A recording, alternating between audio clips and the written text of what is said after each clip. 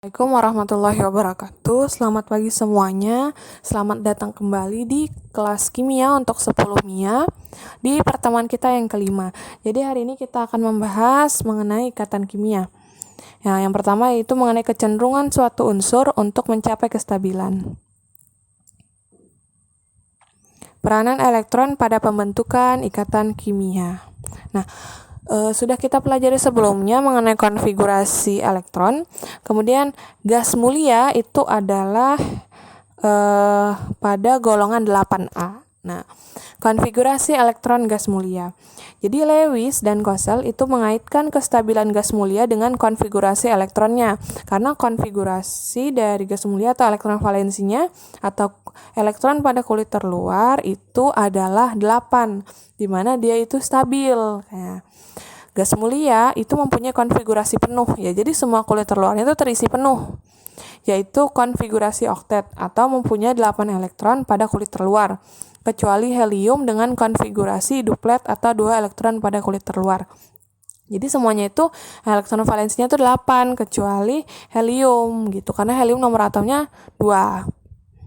Nah, unsur-unsur lain dapat mencapai konfigurasi oktet dengan melepas elektron valensinya atau menyerap elektron tambahan. Jadi, unsur-unsur lain yang bukan golongan gas mulia atau bukan golongan 8A itu juga bisa untuk mencapai konfigurasi oktet tadi atau mencapai kestabilan, tapi dengan cara melepaskan elektron valensi atau menyerap elektron tambahan supaya kulit terluarnya itu 8 gitu. Nah, ini adalah tabel periodik modern. Nah, ini tadi yang dimaksud helium itu nomor atomnya 2 gitu. Yang lain itu kulit valensi elektron valensinya itu 8. Nah, ini adalah konfigurasi elektron gas mulia. Jadi, kecuali helium, kan helium duplet ya. Yang lain itu oktet semua karena 8 di kulit terluar gitu, kecuali helium aja. Kemudian, aturan oktet atau duplet. Nah, kalau logam, unsur logam itu dia lebih cenderung melepaskan elektron, misalnya natrium. Natrium berarti dia dilepaskannya menjadi Na positif plus elektron. Kalau non-logam itu dia cenderung menerima elektron. Berarti Cl ditambah elektron menjadi Cl negatif. Nah, untuk mencapai kestabilan, unsur dari golongan lain cenderung membentuk konfigurasi elektron seperti gas mulia. Nah, contohnya nih seperti ini. Reaksi natrium dengan klorin membentuk natrium klorida. Kemudian, perhatikan konfigurasi elektron natrium, neon, klorin, dan argon berikut. Nah, dengan melepas satu elektron, natrium ini nomor atomnya 11, akan memiliki konfigurasi elektron menyerupai neon. Ya kan? Kalau misalnya ini melepas satu, berarti kan dia sama konfigurasinya dengan neon. Kemudian, dengan menyerap satu elektron, klorin akan memiliki konfigurasi elektron menyerupai argon. Klorin yang ini, nah, kalau dia menyerap satu elektron, kan ini 3p5. Kalau penuh kan 3p6. Nah, kalau misalnya dia menyerap satu, otomatis dia akan sama dengan argon atau menyerupai kayak gitu ya.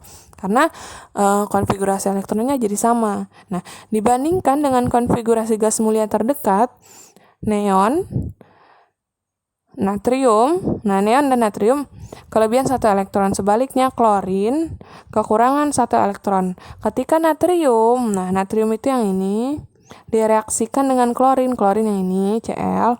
Nah, satu elektron berpindah dari natrium, dari ini berpindah ke klorin sehingga terbentuk ion Na+ sama Cl negatif.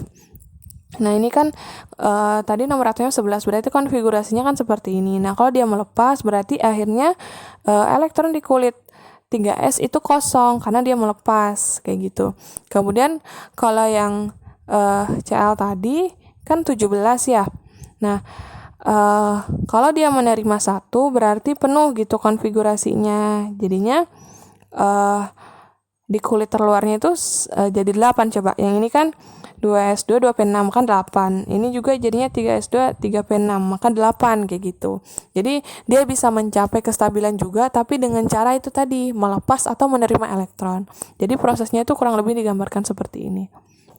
Nah, serah terima elektron itu menghasilkan ikatan ion, sedangkan pemasangan elektron menghasilkan ikatan kovalen. Nah, ini akan kita bahas pada materi yang selanjutnya. Nah, selanjutnya adalah lambang Lewis. Jadi, lambang Lewis adalah lambang atom disertai elektron valensinya. Ingat elektron valensinya. Jadi yang kita gunakan itu elektron valensi.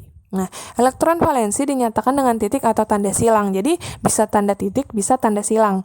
Misalnya kayak gini ya, di golongan 1A periode 2 itu ada Li. Elektron valensi otomatis itu menentukan di golongan berapa. Nah, karena elektron valensinya 1, dia di golongan 1A titiknya 1.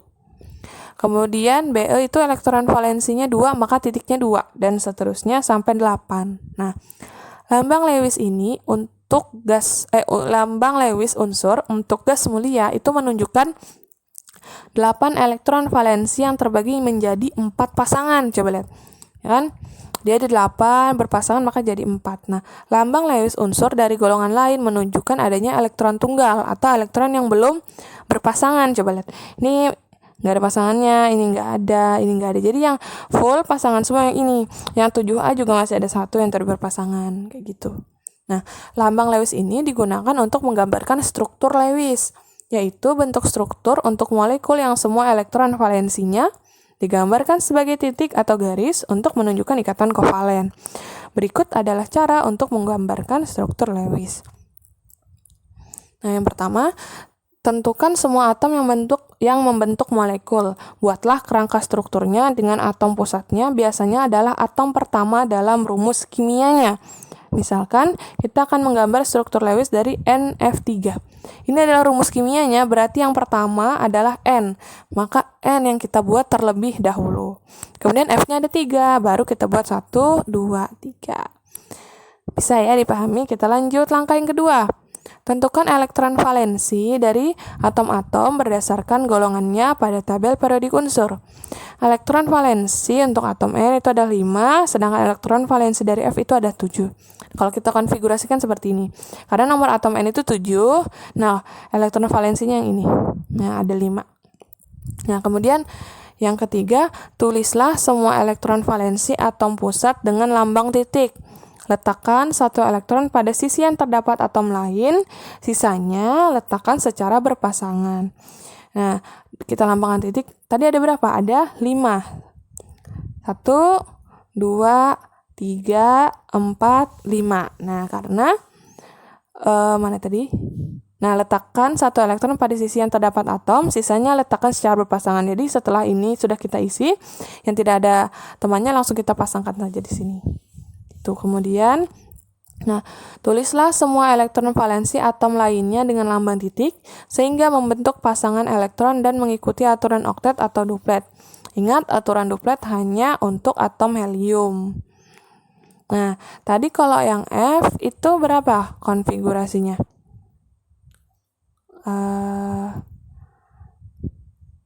Coba kita kembali berapa tadi? Nah, elektron valensi F itu adalah 7. Oke. Nah, ada 7 ya berarti.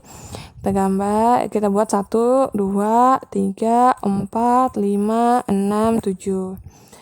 1, 2, 3, 4, 5, 6, 7. 1, 2, 3, 4, 5, 6, 7. Nah, ingat tadi aturan aturan oktet itu adalah 8 elektron valensi ya, 8 di kulit terluar. Kita lihat untuk yang ini apakah ada 8? Ya, 2, 4, 6, 8. Ya, ini juga 2, 4, 6, 8. Ini juga 2, 4, 6, 8. N-nya juga 2, 4, 6, 8. Nah, jadi seperti itu. Nah, ini konfigurasinya ya. Tadi kalau F itu nomor atomnya 9, elektron valensinya 7. Nah, periksalah jumlah elektron di sekeliling atom pusat, apakah sudah sesuai dengan aturan oktet atau duplet. Jika sudah sesuai, geserlah pasangan elektron bebas menjadi pasangan elektron ikatan, sehingga menjadi ikatan rangkap 2 atau rangkap 3. Nah, kemudian atom N itu memerlukan 8 elektron di sekelilingnya. Untuk mencapai konfigurasi elektron yang stabil, pada NF3 jumlah elektron ini sudah terpenuhi. Jadi struktur Lewis NF3 ada sebagai berikut yang sudah kita bikin tadi. Nah, atau kita lambangkan seperti ini. Jadi NF3. Jadi N-nya itu berikatan dengan 3F kayak gitu maksudnya. Oke, ini ada contoh soal. Tulislah lambang Lewis untuk Ca dengan nomor atom 20 dan Al dengan nomor atom 13. Kita konfigurasikan dulu. Berarti 1s2, 2s2, 2p6, 3s2, 3p6, 4s2. Sudah benar 20. Nah, ini adalah elektron valensinya untuk Ca. Nah, jadi kita gambar berarti ada 2. Kemudian kalau Al itu 13, berarti 1s2, 2s2, 2p6, 3s2, 3p1. Berarti elektron valensinya adalah 3. Berarti gambar Al itu titiknya ada 3, 1, 2, 3. Oke, udah ya. Kita lanjut ke soal nomor 2. Nah, gambarlah struktur Lewis dari molekul-molekul CH4 dan NH2. C itu nomor atomnya adalah 6, berarti konfigurasinya adalah 1s2, 2s2, 2p2. Kemudian H itu 1, berarti 1s1. Elektron valensinya untuk C adalah 4, kemudian untuk H ya 1 ya. Nah, kita gambar yang pertama yang pertama ya berarti C, kemudian hanya 4, 1, 2, 3, 4. C tadi konfigurasi elektronnya 4 ya, 1, 2, 3, 4. Kalau H itu 1. Nah, berarti masing-masing bawa 1, bawa 1, bawa 1, bawa 1, kayak gitu. Nah, untuk memudahkan tuh bisa kayak gini. Misalnya yang pusat itu pakai tanda titik, kemudian yang berikatan itu pakai tanda silang gitu. Jadi untuk memudahkan bahwa kita tahu yang titik itu punya C, yang silang itu punya yang H gitu.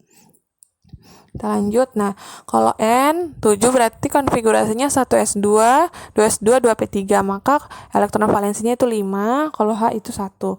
Maka kita buat N pusatnya, kemudian H-nya ada 2 ya. Oh, bentar.